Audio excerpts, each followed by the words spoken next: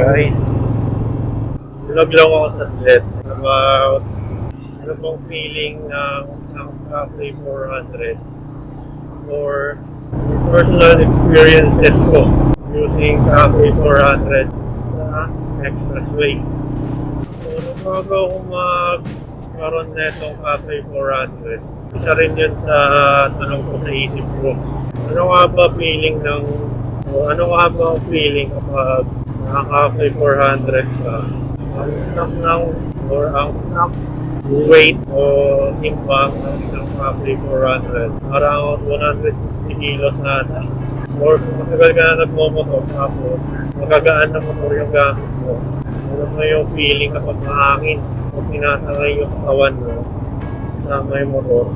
And syempre, isa sa main reason bakit bawal ang lower CC sa mga expressway is magaan masyado.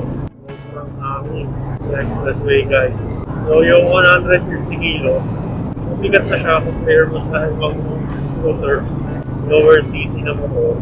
Pero sa isang big bike o isang expressway legal na motor, medyo magaan pa yun, guys. Yung 150 kilos na yun. So yun, nung nag-check pa lang ako ng mga reviews ng Cafe 400, so yun sa mga ni-research ko, ano bang feeling kapag nasa highway o nasa expressway. Disclaimer lang, guys, personal experience ko sa Cafe 400 ko. Hindi lahat ng Cafe 400 users parehas. Hindi lahat pare-parehas. So ito, based lang ko sa mga na-experience ko talaga. Consider din natin kung anong klaseng feel yung meron sa Cafe 400. Ito yung experience ko sa paggamit ng Cafe 400 in expressway na specifically naka-scrambler feel. Specific to experience na to sa ganitong setup. So walang paligoy-ligoy, maalog, guys. Yun agad. Kaya nga nung sinabi ko sa inyo kanina, hindi pa to mabigat, mga NLEX, SLEX, expressway legal na ito. Magaan pa yung 150, guys. Nakakatakot. Share ko lang yung one time na kami ng Batangas. Pauwi, ang exit namin, or galing kaming Lipa. Pagpasok ko lang namin ng start hallway. Hangin. As in, sobrang hangin. Yung pinaka-nakakakot na experience ko sa expressway. Yung minimum speed sa expressway, guys, is still 80 kilometers. Sobrang hangin na, guys, as in. Hindi ako nag-exaggerate pero alok. Hindi ko alam dahil ba sa ulo o dahil hindi lang ako sanay sa expressway, baguan lang ako sa expressway, guys. Takbo ko nun, hindi ko kaya mag-60. Kasi kumagod talaga ako, guys. Pinakabit talaga ako nun. Then, nung time na yun pala, hindi pa ako naka-extended swing arm. So, yung center of gravity, guys, nagsipa yung motor ko. Wala masyadong bigat sa gitna. Nasa likod halos lahat. Then, nung nakapag-extended swing arm ako, siyempre, bumaba yung motor, pumusok yung center of gravity. So, instead na nasa likod, medyo gumitna siya. Yung weight distribution, mas naging maayos. Binalikan ko ulit yung lugar na yun. Nabukasan yung alog niya, nabukasan yung traffic niya. Mas naging stable ako, pero hangin pa rin, guys. Pero again, iba pa rin magiging experience yun kung naka-stock tire kayo and siguro kung i-build nyo ng traffic eraser, medyo nakayuko. Kasi kung nakayuko kayo, guys, hindi na masyadong binabangga yung hangin. Ang coaching SLEX na tayo. Pero sa start hallway ko lang naman yung nakatasan. Nakapag-bagay naman na ako, T-Flex, NLEX, SLEX, T-Flex.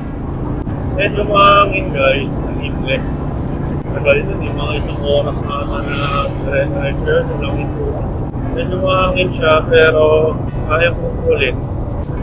After nga na-experience ko yun, nag-search agad ako sa YouTube, ano bang tips and tricks paano maging stable sa expressway. Yung head grip, huwag nyung sasakalin yung manibela nyo guys. Kailangan relax. Hayaan nyo yung motor mandar kasi ang mga gulong ng motor, lagi ka na rin itutuwid. Which is effective naman. Pag kinabig ko yung pakanan, kontrolin na lang na daan-daan. Huwag niyong bibiglahin na biglaan niyong babawiin.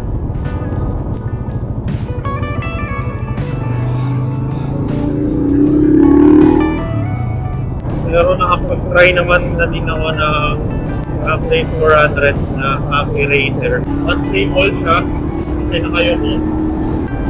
And naka-road tires. Kaya guys, tutok natin na ng 8 na.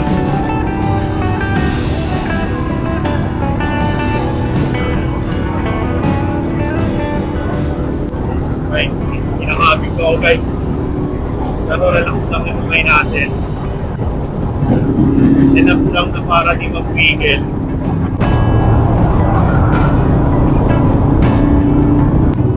So yun guys, kung magtatanong kayo kung pwede bang card lang gamitin sa expressway, pwede naman guys, wala akong RFID sticker ngayon. May card lang.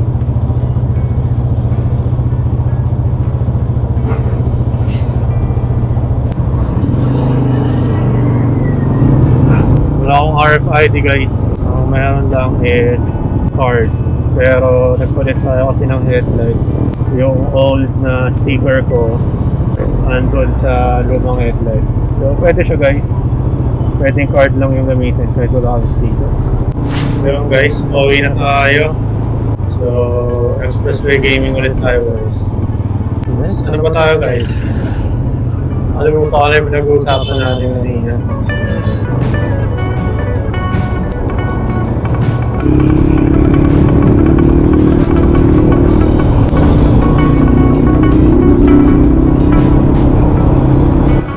Nagamay ko naman na yung technique guys.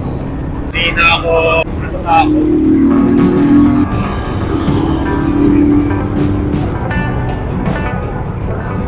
Guys, relax lang kayo. Lalo na kapag overthink kayo sa mga ganyan pa. Relax na lang yung mga kamay nyo. Huwag kayo magigigil sa manibela. And as much as possible guys, kung city driving kayo, I do not recommend yung gantong gulong, madulas, talbog, laging tinatangay ng hangin guys.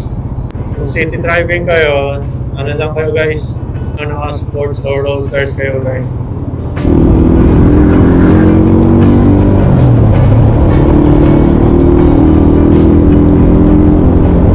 And wag na wag magpapanik. Normal lang, parang ituyan-tuyan. Magtiwala kayo sa gulong.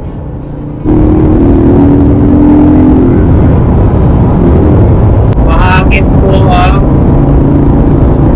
Cafe 400.